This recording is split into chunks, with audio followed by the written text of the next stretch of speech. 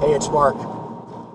In the news, there's a lot of mention this week about President Trump and his push to bring manufacturing jobs back to the United States.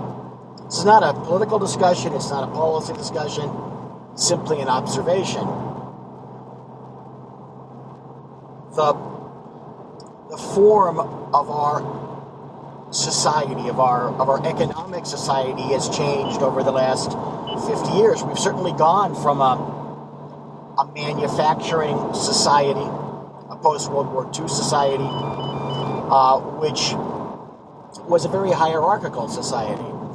It was one that not only involved big factories for the production of goods, it involved a translation of that same form of organization, the factory, into many other areas of life: schools, hospitals, the healthcare, quote, system, as opposed to the healthcare market. But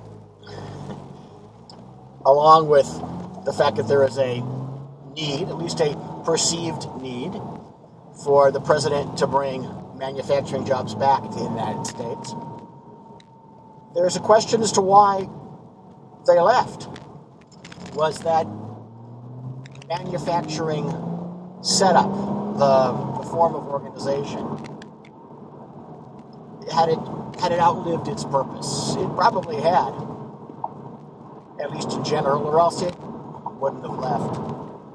The same thing is true with the decentralization and, in many senses, dematerialization of other types of factories.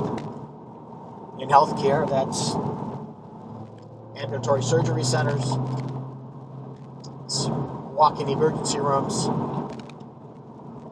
it's walk-in urgent care centers, it's taking even the traditional physician's office and translating it to walk-in pediatric centers or pediatric clinics, walk-in other types of clinics, walk-in workers' comp clinics. So what we see is a society that, like manufacturing, is coming apart, not in the sense that it's falling apart, although in many ways maybe it is, but it's becoming divided into its constituent pieces. The pieces of the puzzle are being unplugged from hospitals, being unplugged from the traditional way that healthcare has been delivered, into a far more entrepreneurial network form.